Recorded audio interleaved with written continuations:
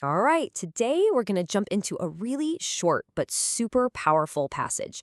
It asks a question that, let's be honest, every single one of us faces. When things get tough, where do you actually turn for real, reliable help?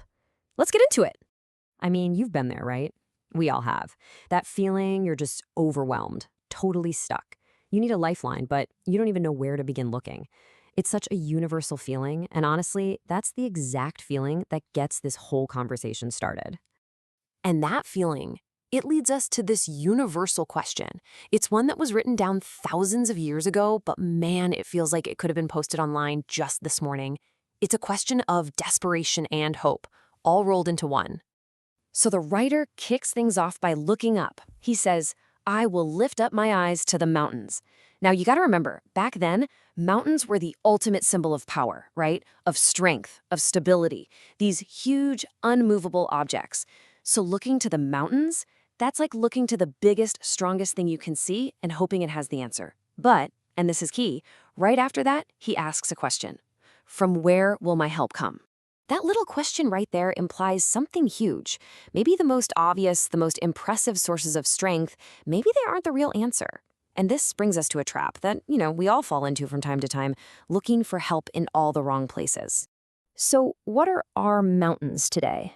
The things we look to for strength.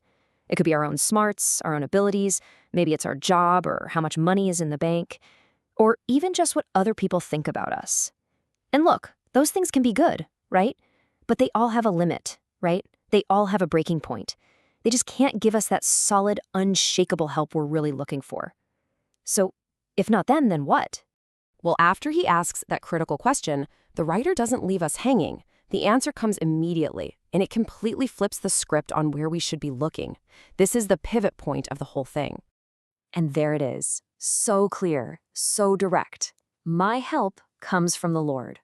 It's not from the powerful things I can see with my own eyes, not from those big, impressive mountains, but from a source that's completely beyond them. The writer's focus shifts from the visible creation to the invisible creator.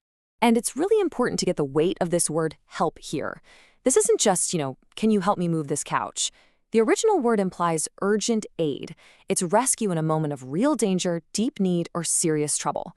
This is the kind of help you need when you are at the absolute end of your rope. So, here's the billion-dollar question. What makes this source of help so different from our mountains? Why is this help secure when everything else we rely on is so limited? Well, the very next line gives us the mind-blowing reason. My help comes from the Lord, who made heaven and earth. This is the ultimate resume, right? The one offering you help isn't just strong like a mountain. He's the one who literally made the mountains and the sky and, well, the entire universe. And this just nails the difference, doesn't it? The power of our mountains, our money, our status, our own strength, it's all finite. There's a cap on it. But the power of the creator of heaven and earth, it is, by definition, infinite. There is no problem you have that is bigger than the one who made everything. Okay, so this is a fantastic idea, but what does it actually look like day to day? In our crazy busy lives, how would we practically lift our eyes away from our problems and toward this amazing source of help? Okay, let's make this super practical. Here are 4 simple things you can actually do. First, just pause. Seriously. In the middle of all the chaos, just stop for a second. Second, acknowledge it. Be honest with yourself and say, you know what? I can't do this on my own. I need help. Third, remember. Call to mind what we're talking about right now, that your help comes from the one who made heaven and earth. And finally, number 4, ask.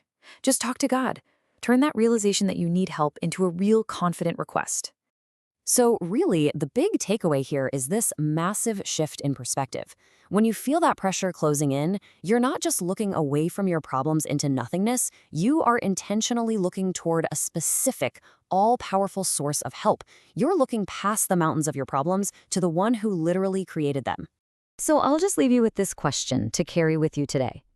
The next time you feel that wave of stress or pressure or uncertainty, today, this week, where are you going to choose to lift your eyes?